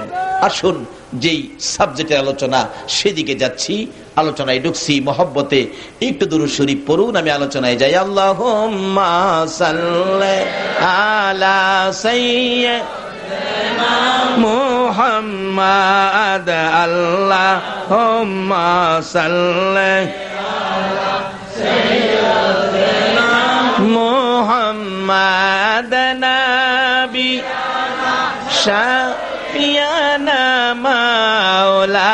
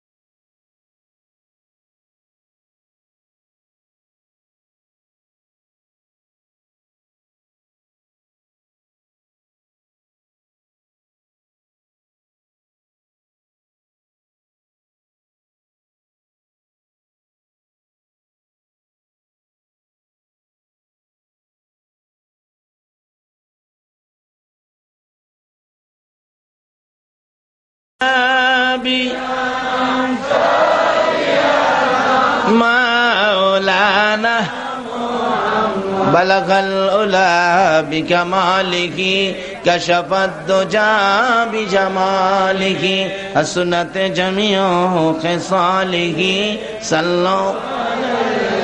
বাবার আমরা শুহাদায়ে কারবালার মহব্বতে যাচ্ছি, এখন আধা ঘন্টা সময় শুহাদায়ে কারবালার মহব্বতে দিতে রাজি আছেন? আচ্ছা, এই দিলে কি লাভ হবে এটা বুঝালই। ওমর ফারুক রাদিয়াল্লাহু তাআলা যখন মদিনার শাসক ছিলেন, উমরের ছেলে আর ইমাম হুসাইন ছোট দুইজন খেলাধুলা করতে গিয়ে হঠাৎ হুসাইন উমরের ছেলেরে বলে ফেললেন গোলামের বাচ্চা। উমরের ছেলে কয়, কারে গোলামের বাচ্চা কইছো, টের পাও নাই? আমার বাবা প্রেসিডেন্ট, রাষ্ট্রপতি। বাড়ি থেকে কান্দে বাবা। হুসাইন কয়, আমারে গোলামের বাচ্চা, বিচার চাই। লম্বা ঘটনা। উমর বলেন, বাবারে যার বিরুদ্ধে বিচার চাইছোস এই বিচারের ক্ষমতা তো আমার নাই। আব্বা কি কোন? বাঘের বিচার করতে পারেন, বাঘের বিচার করতে পারেন, আর হুসাইনের বিচার করতে পারবেন না, কি হইলেন আপনি? বাবা ঠিক আছে বিচার করবো শুক্রবার দিন। হাজার হাজার মানুষ জমছে ইমাম হুসাইনকে নিয়ে। হযরত আলী রাদিয়াল্লাহু তাআলা, যে হুসাইন নবীর গারে বইলে আল্লাহ নির্দেশ দেয় হুসাইন না নামলে বন্ধুগো সেজদাতে উঠতো না, এই হুসাইন বিচার হইব। হযরত আলী বলতেছেন, ওমর বাচ্চাদের ব্যাপার বাদ দিলে হয় না। ওমর বলেন হযরত আলীকে, আপনি বসেন। ইমাম হুসাইন ছোট বাচ্চা দাঁড়াইছে, আমার বাবারে বসাই দিলেন, বলেন কি বিচার? আচ্ছা হুসাইন, আপনি কি আমার ছেলেরে গোলামের বাচ্চা কইছেন? হ্যাঁ কইছি। আর আমাদের দেশের মা হইলে তো শিহাই দিত, কইছি না। কি কারণ? আছে না এই চরিত্র? এগুলি ছেড়ে দিতে হবে। যদি হুসাইনকে মহব্বত করেন এগুলি ছেড়ে দিতে হবে। হুসেনের আদর্শের মধ্যে, চরিত্রের মধ্যে এই বাজাল নাই। কি বলেন? আমার ছেলেরে গোলামের বাচ্চা কইছেন? হ্যাঁ কইছি। তা আপনি যে আমার ছেলেরে গোলামের বাচ্চা কইলেন, আমি তো রাষ্ট্রপতি, আমি কোথায় গোলামি করেছি? আমার ছেলেরে যে গোলামের বাচ্চা কইলেন। হুসেইন ডাকে, ওমর বড় গলা কথা কইও না, আমার নানার গোলামি তুমি করো নাই? ওমর দুইটা চোখের পানি জর্জর করে ছেড়ে দিচ্ছে। হুসাইন কি বলেছেন? তুমি কি আমার নানার গোলামি করো নাই? হ্যাঁ করছি, সেজন্যই তো কইছি তোমার ছেলেরে গোলামের বাচ্চা। ওমর কান্দে, মুসল্লিরা রে তোমরা শুনেছো আমি উমর নাকি রাহমাতাল লিল আলামিনের গোলামি করেছি? ওমর বুঝেছো? হ্যাঁ বুঝেছি। হুসাইন আপনি কি কথাটা কাগজে লিখে দিতে পারবেন?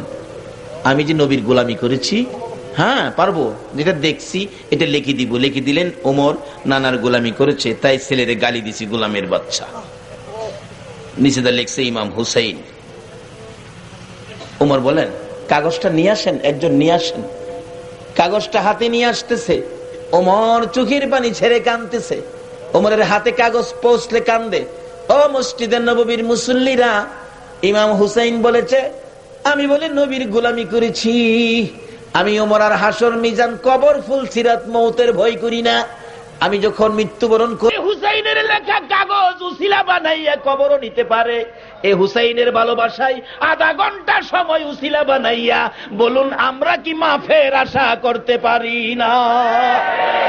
বসুন। রক্তে লালে লাল হইল কারবালার ময়দান, বলুন রক্তে লালে শহীদ হলো ইমাম হুসেন নবীর জানের জান। শহীদ হলো ইমাম হুসেন নবীর জানের জান। রক্তে লালে লাল হইল কারবালার ময়দান। হাইরে রক্তে লালে। বাবারা এই কারবালা কোত্থেকে আসলো? আসলে এই দুইটা জিনিস আমাদের সামনে, এই দুইটার আদর্শ যদি আমরা নিতে পারি, একজন হলো রাহমাতাল লিল আলামিন, আরেকজন হলো যিনি আল্লাহর রাস্তায় জীবন দিয়েছিলেন। আল্লাহ বলেছেন ওয়ালা তাকুলু লিমা ইউকতালু ফি সাবিলিল্লাহি আমওয়াত। আমার রাস্তায় যারা জীবন দিয়েছে তোমরা তাদেরকে মৃত কইও না, তারা জীবিত, তোমরা অনুভব করতে পারো না। তোমরা যেমন দুনিয়ায় থেকে খাইতেছো, কোরআনের আরেক জায়গায় বলেছেন বাল আহিয়াউন ইনদা রাব্বিহিম ইরযাকুন। তোমরা যেমন দুনিয়ায় খাইতেছো, আমার রাস্তায় যারা জীবন দিছে আমিও তাদেরকে কবরের মধ্যে ঠিক এইভাবে খাওয়াইতেছি। সুবহানাল্লাহ। আল্লাহর রাস্তা কোনটা কিভাবে বুঝবেন? বাস্তবে আসুন। বদরের যুদ্ধে আবু জাহেলের পক্ষেও লোক ছিল, নবীজির পক্ষে লোক ছিল। উভয় পক্ষের লোক যুদ্ধে মারা গেছে। আবু জাহেলের পক্ষ, নবীজির পক্ষ। বলুন কোন পক্ষটা আল্লাহর পক্ষ হবে? কথাটা কি বুঝাইতে পারলাম না? আবু জাহেলের পক্ষের লোকও তো মরছে, নবীজির পক্ষের লোকও মরছে। এখন আল্লাহর পক্ষ কোনটা হবে? তাহলে বোঝা গেল নবীর ভালোবাসার পক্ষটাই হলো আমার আল্লাহর। ইমাম হুসাইন জীবন দিয়েছে নবীর ভালোবাসায়, নবীর আদর্শের জন্য। ও ছাত্র সেনার ভাইরা, ইমাম হুসাইন সত্যকে সত্যর জায়গায় রেখেছে। ইমাম হুসাইন নবীর আদর্শকে দুলিশাত হতে দেয় নাই, নিজের জীবন দিয়েছে। নবীর আদর্শ দুলিশাত হতে দেয় নাই। আজকে তোমাদের মধ্যে সেই আদর্শ ফিরে আসতে হবে, তাহলে তোমরাও একদিন বিজয় হবে।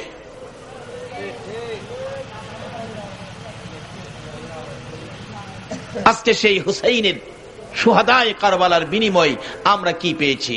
আমার নবী একদিন মা আয়েশা সিদ্দিকা রাদিয়াল্লাহু তাআলা আনহা বলেন, আজকে এই আদর্শে যারা আদর্শিত হতে পারবেন তারাই পড়বেন ওই আওতায় যে আল্লাহ পাক ঘোষণা দিয়েছেন, ইয়া আইয়ুহাল্লাযীনা আমানুদখুলু ফিস-সিলমি কাফা। আমার নবীর আদর্শে, হুসাইনের আদর্শে যেই মানুষ আদর্শিত হতে পারবেন তারাই ইসলামের মধ্যে পুরাপুরি ভাবে দাখিল হয়েছেন। আর তাদের পুরস্কার কি আসবে এটা আগামীকাল আলোচনা হবে, পুরস্কার কি হইতে পারে।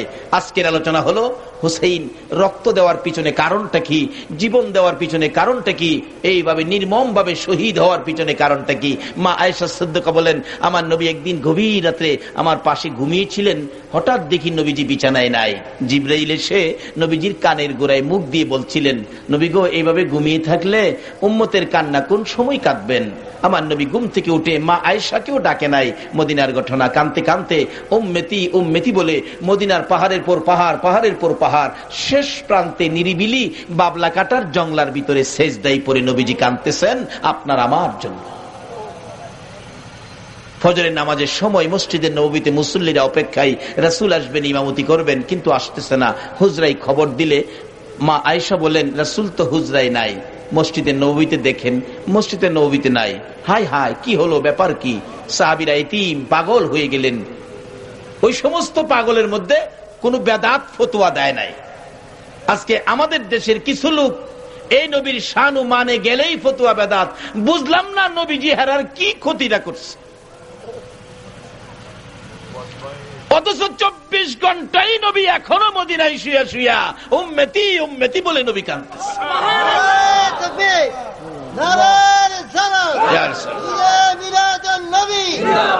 মা আয়েশা বলেন, সকালবেলা দেখি মদিনার অবস্থা যেন এতিম হয়ে গেল, সাহাবীরা পাগল পাগল হয়ে গেল।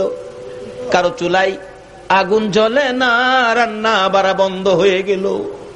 আজকে এই নবীর মহব্বতে ঈদে মিলাদুন নবী পালন করলে ফতোয়া আসে, এই ফতোয়া সেই ফতোয়া। নবীজির নির্ধারিত তারিখে কিছু করা বলে বেদাত।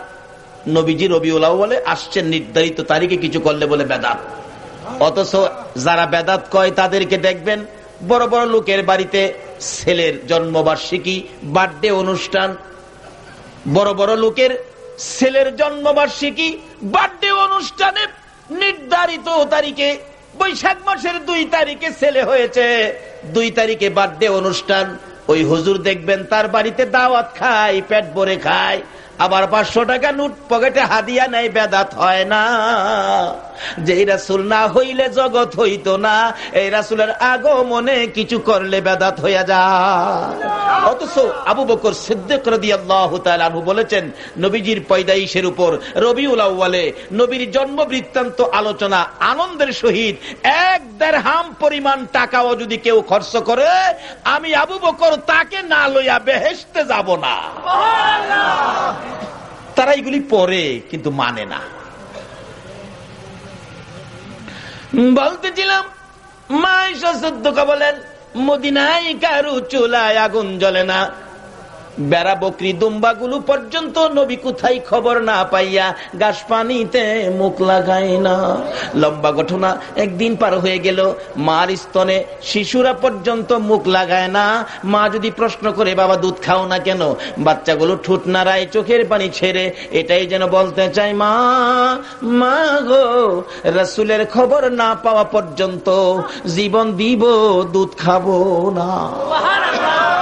একদিন 1 রাত পার হয়ে গেল, রাসূলের খবর মিলল না।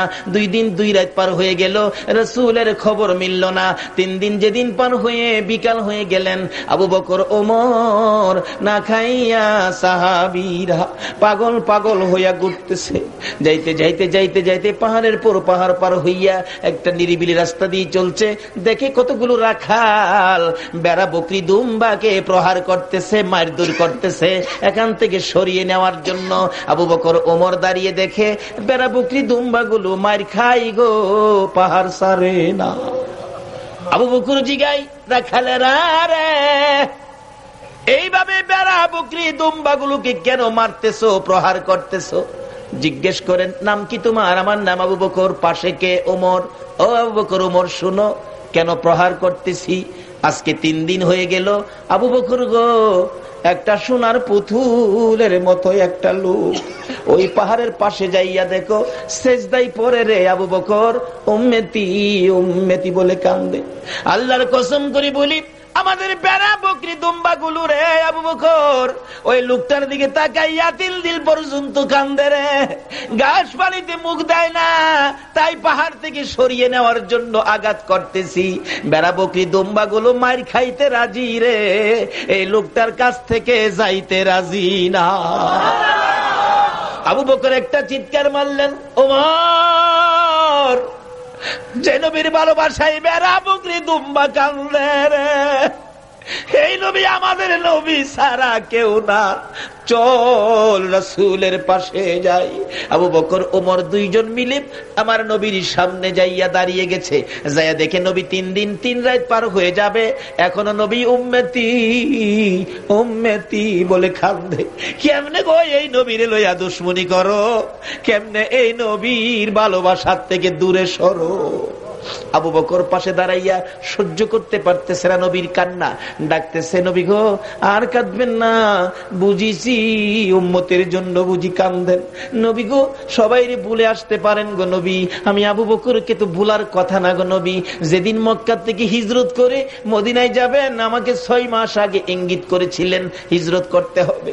নবী গো মক্কা থেকে মদিনায় যাবেন, আমার আগে জানাইলেন, আজকে মদিনা ছেড়ে পাহাড়ে কাঁদবেন, আমারে কেন আগে জানাইলেন না? বুঝেছি উম্মতের ব্যথাই বুঝি আপনি কাঁদতেছেন, আর কাঁদতে হবে না। আপনার উম্মতের মাফের জন্য হুজুর আমি আবু বকরের তামাম জিন্দেগীর নেকি দান করে দিলাম। আমার নবী মাথা উঠায় না। ওমর বলেন, আমার জিন্দেগীর নেকি দিলাম, আমার নবী মাথা উঠায় না। দুইজন পরামর্শ করে কি করে নবীজিকে মদিনায় নেওয়া যাবে। ওমর বলেন, আবু বকর একটা ঘটনা আমি জানি রে, এই ঘটনা ব্যবহার করলে নবীজিকে নেওয়া যাবে। কোন ঘটনা?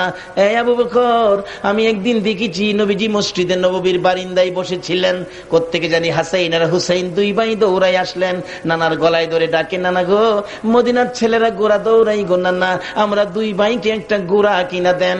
আমার নবী বলেছিলেন, ও হাসাইন হুসাইন, গোড়া কিনার মতো পয়সা আমার কাছে নাই নানা গো, আমাদের যে মন চাই গোড়ার পৃষ্ঠে উঠতে। আমার নবী দেখেছি ও আবু বকর, নবীজি হামাগুড়ি দিয়ে গোড়ার আকৃতি করেছেন, হাসাইন আর হুসাইন 2 ভাই নবীর পিঠে চড়ে বসেছে। আমার নবী হাসাইন আর হুসাইনকে খুশি করার জন্য রে আবু বকর একবার দক্ষিণ দিকে যায়, আবার উত্তর দিকে যায়। হাসাইন বলেছে, নানা গো নানা, মদিনার গোড়াগুলো সুন্দর করে ডাক দিতে শুনেছি, আপনি একটা ডাক দেন না গো নানা। ও আবু বকর, নাতিদেরকে খুশি করার জন্য আমার নবী গোড়ার মতো একটা ডাক দিয়েছে। আবার বলেছিলেন, নানা আরেকটা ডাক দেন। আমার নবী কান্দে, হুসাইন আবার যদি ডাক দেয় রে আমার আল্লাহ নি প্রশ্ন করে বসে, বন্ধু গো নাতি পাইয়া বুঝি উম্মতের কথা বুঝলা গেছে না, আর ডাক দিব না। যে নাতি দয়ের কথায় আমার নবী ঘোড়ার মতো ডাক দিয়েছে, ও আবু বকর আমার বিশ্বাস ওই হাসাইন আর হুসাইন যদি নানা কইয়া ডাক দে রে, নবী বুঝি মাথা উঠাবে। দুইজন দৌড়ে খবর দিলেন হযরতে আলী রাদিয়াল্লাহু তাআলা আনহুর কাছে। আলী খবর পৌঁছে দিলেন ফাতেমার কাছে। ফাতেমা রাদিয়াল্লাহু তাআলা আনহা 2 সন্তান লইয়া আমার নবীর মাথার পাশে দাঁড়াইয়া ডাকতেছে, বাবা গো, ও বাবা, আমি ফাতেমারে কেমনে ভুইলা গেলাম, দুনিয়ার সবাই রে বলতে পারো গো বাবা, আমি ফাতেমারে বলার কথা না, আমি তোমার মা এসে গেছি, মাথা উঠাও গো। ও বাবা, উম্মতের জন্য কান্দো, আমি ফাতেমার তামাম জিন্দেগীর নেকি তোমার উম্মতের দান করে দিলাম। আমার নবী ফাতেমার ডাকেও মাথা উঠায় না, আপনার আমার জন্য নবী কান্দে।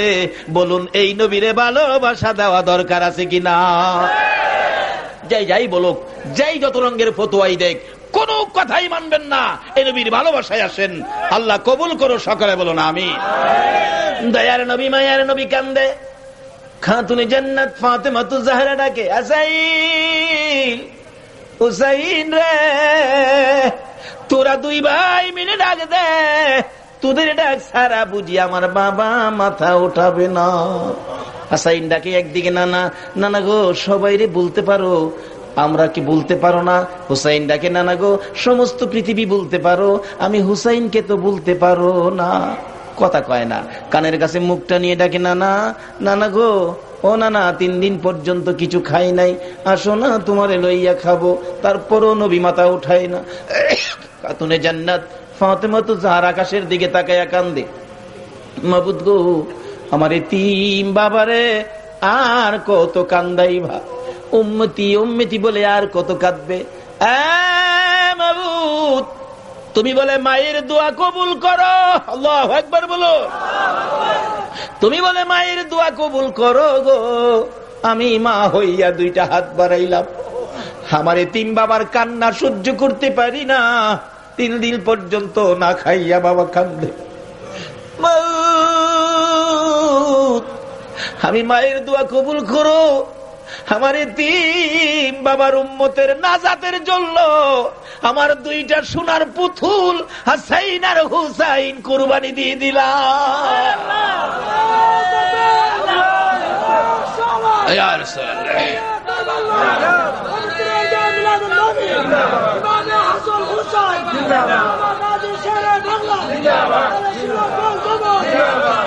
জয় নবী, এত আদরের নাতি হাসাইন আর হুসাইনকে আপনার আমার নাজাতের জন্য কুরবানি দেয়।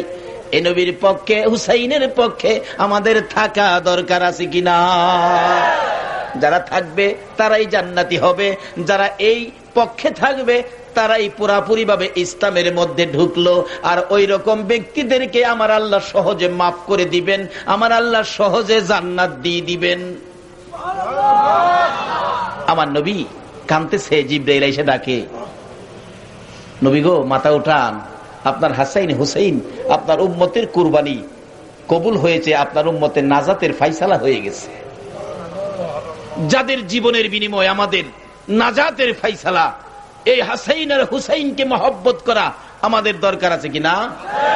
বাবা ছাত্র সেনার ভাইয়েরা, হুসাইনি সংগঠন করে তোমরা আগে বাড়ো। হাশরের দিন হাসাইন আর হুসাইন তোমাদের নেতৃত্ব দেবে, জান্নাতি যুবকদের সর্দার হবে হাসাইন আর হুসাইন। যদি সেই সত্যের আদর্শ নিয়ে তোমরা সাংগঠনিক ভাবে সামনে আগাইতে পারো, হাসাইন আর হুসাইন তোমাদেরকে নিয়ে জান্নাতে ঢুকবে। তাই আসুন আমরা সেই হাসাইন আর হুসাইনের আদর্শগুলো তালাশ করি, সুহাদাই কারবালার ঘটনার বইগুলো আমাদের ঘরে ঘরে পৌঁছায়, নবীর ভালোবাসা ঈদে মিলাদুন নবীর বইগুলো আমরা ঘরে ঘরে পৌঁছাই। আজকে উন্নত বিশ্ব, বিজ্ঞানের বিশ্ব, বিজাতিরা বই পুস্তক দিয়ে মানুষে খ্রিস্টান বানাচ্ছে, মুসলমানদেরকে নানান বই পুস্তক দিয়ে, উপন্যাস দিয়ে, এই সেই দিয়ে মুসলমানদেরকে অন্যদিকে নিয়ে যাচ্ছে। আজকে আমি অনুরোধ করব, যাদেরকে আল্লাহ লেখার জ্ঞান দিয়েছেন, নবীর শান ওমান লেখেন, নবীর শান ওমান লেখে সোনার বাংলার যুবকদের হাতে দেন। যেদিন এই দেশের যুবকেরা এই নবীর আদর্শের বই পুস্তকগুলি হাতে নিবে, এই সোনার বাংলার জমিনের নিচে আমার আল্লাহ সেদিন সোনার খনি করে দিবে। কিন্তু আমাদের দেশের শিক্ষিত শিক্ষিতা মানুষদের হাতে এই নবীর আদর্শ পায় না, মহিলাদের কাছে ফাতেমার জীবনী পায় না, পাওয়া যায় একটু লেখাপড়া শিখলেই বালিশের নিচে বালিশটা আলগে দিলে দেখা যায় উপন্যাস, ভট্টাচার্য ভট্টাচার্যের লেখা উপন্যাস। যেদিন এই সোনার বাংলার সোনার ছেলেরা হাতে নিয়েছে উপন্যাস, এদিনেই হয়েছে এই দেশের সমাজ সর্বনাশ। যেদিন এই উপন্যাস বন্ধ করে নবীর আদর্শের বই পুস্তকগুলো, সুহাদায়ে কারবালার বইগুলো, উহুদের জমিনের ঘটনাগুলো এই দেশের যুবকদের হাতে আসবে, এদিন এই দেশের সমাজ সুন্দর হবে। তাই আমি অনুরোধ করে গেলাম, বিদেশিরা চক্রান্ত করে, বিজাতিরা চক্রান্ত করে আমাদের হাতে উপন্যাস দিয়ে দিয়ে এই যুব সমাজকে নষ্ট করতেছেন, মহিলাদেরকে এই সেই দেখায়া ঘরের বাহিরে নিয়ে আমাদের মুসলমানদের শক্তি নষ্ট করতেছেন। কাজী আসুন আমরা নবীর আদর্শে আদর্শিত হই, ঈদে মিলাদুন নবীর পক্ষে যাই, নবীর ভালোবাসায় ডুব দেই। হুসাইনের রক্তের প্রতিদান কিভাবে দেওয়া যায়? হুসাইন সত্যের জন্য রক্ত দিয়েছেন, জীবন দিয়েছেন। কিন্তু জীবন দেওয়ার মুহূর্তে 2 রাকাত জুমার নামাজ হুসাইন সারে নাই, আদায় করেছেন। তাই আজকে ছাত্র সেনার ভাইদেরকে বলবো, কোনদিন যাতে জুমার নামাজ তোমাদের মিস না হয়। শুধু তোমরা নয়, মসজিদে যাওয়ার সময় একজন আরেকজনকে টেনে ধরো, ভাই আসো, যদি নবীর শাফায়াত পেতে চাও, হুসাইনের নেতৃত্বে জান্নাতে যেতে চাও, হুসাইন রক্ত মাখা অবস্থায় কারবালায় 2 রাকাত জুমা আদায় করেছিলেন, আসো আমরা জুমার নামাজে যাই। আল্লাহর কসম, হুসাইন তোমাদেরকে না নিয়ে জান্নাতে যাবে না। তাই আসুন এই শিক্ষায় শিক্ষিত হই, সমাজকে এদিকে ধাবিত করি। আল্লাহ আমাদেরকে সেই বুঝ, সেই শক্তি দান করুক। সকলে বলুন আমিন।